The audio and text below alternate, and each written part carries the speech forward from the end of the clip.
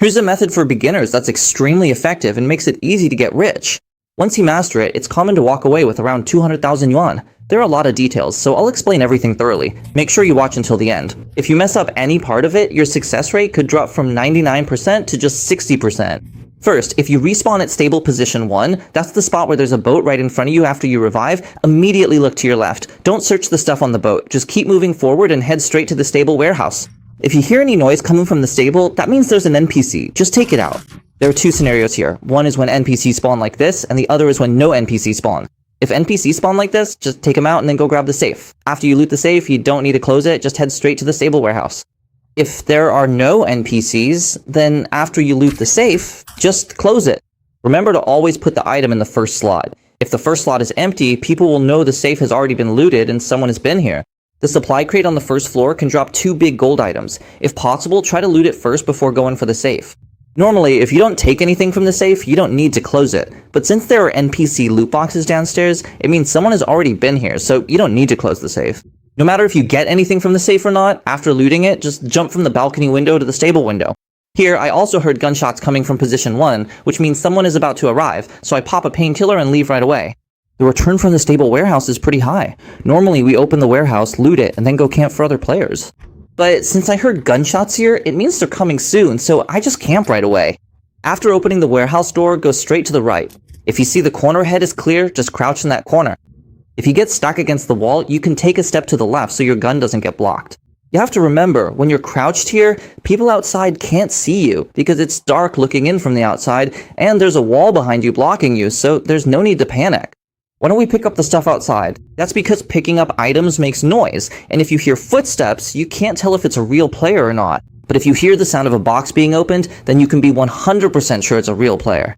But no matter what, you have to remember one key point. When you hear white noise, you should take painkillers in advance. If things get boring, you can always split your screen and watch some videos or something. So when I noticed the noise here, I immediately closed the picture-in-picture and took painkillers ahead of time.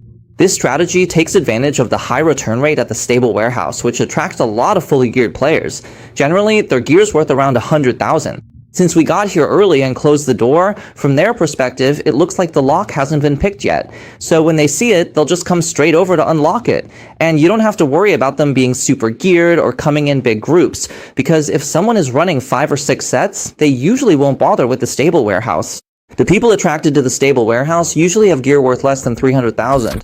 This strategy is really solid, and since his teammates are still around, let's head out and take them on. Another key point is that usually only one person will come, because whoever opens the key room gets the loot, so their teammates won't follow.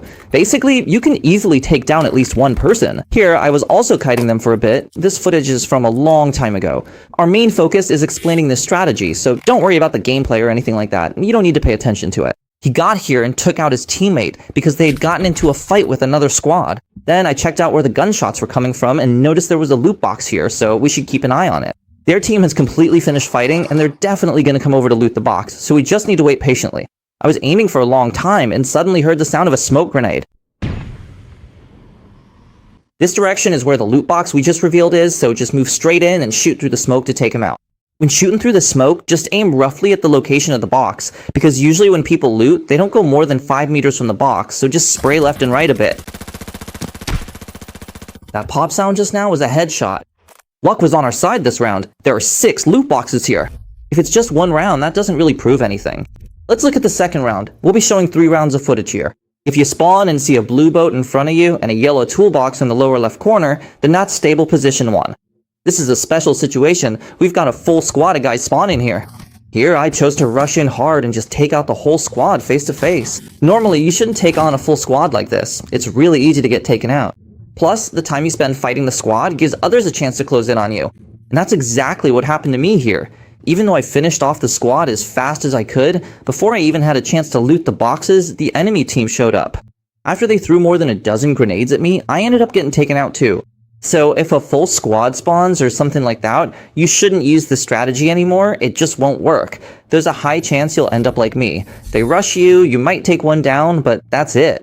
A lot of you guys might say, what's so convincing about you using a level 6 loadout? So this round, I picked up a Desert Eagle and a level 3 set, and I'm using level 4 ammo. I'm still using the same strategy. But this time, we're gonna upgrade our previous strategy a bit.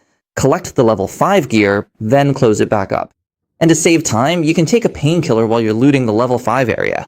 After you finish looting the safe, close it, and don't bother taking the military supply crate anymore. There are 2 grenade bosses on the haystack next to the warehouse. You can check them out. The return is actually pretty good. Since it's pretty quiet, chances are they've headed to the grain area, so after we're done with the warehouse, there's no need to camp. We can go straight to the 2nd floor to search for items. Once you go in, remember to close the door behind you. Let me repeat the spot. Head to this corner, make sure you won't get your gun stuck, and position yourself so you can see outside as much as possible. Remember to turn on silent movement. This way, when you turn around, your footsteps will be much quieter. But no matter what, as soon as you hear footsteps, you have to stop whatever you're doing and take a painkiller in advance, because someone is about to come over. The people who come to open the stable warehouse are usually wearing level 3 or 4 gear, so you don't need to worry. Just bring level 4 or 5 ammo and you'll be fine. If you're carrying a pistol, it's best to bring 3 magazines. Most people won't expect anyone to be here, so they might even rush over to unlock the door without taking any painkillers. This guy is a perfect example. He ran straight to the stable warehouse without taking any painkillers. After taking 2 shots, he couldn't run anymore. Out of ammo, so first move to a spot where he can't see you to reload, then run over to the window and take him out. This guy is a fully geared pharaoh. If you're holding a long gun, you should take a step to the left, because if you hold your gun sideways like this, you won't be able to shoot what's in front of you. That way, you'll miss your chance to fire first. To sum up the key points, usually only one person opens the key room, so there will only be one person coming, and most of the time they're either fully or nearly fully geared. Generally, if you ambush them first, you can take them down. Even if more show up, you can use the advantage of the building to handle a 2-on-1 without a problem. That's why you can often extract with around 200,000. Since we're short on time, I'll just give a brief explanation. Plus, this footage is from quite a while ago. I can refine this method further and make a more detailed and streamlined version. If you're interested, feel free to follow. I'll be posting more practical and detailed beginner guides.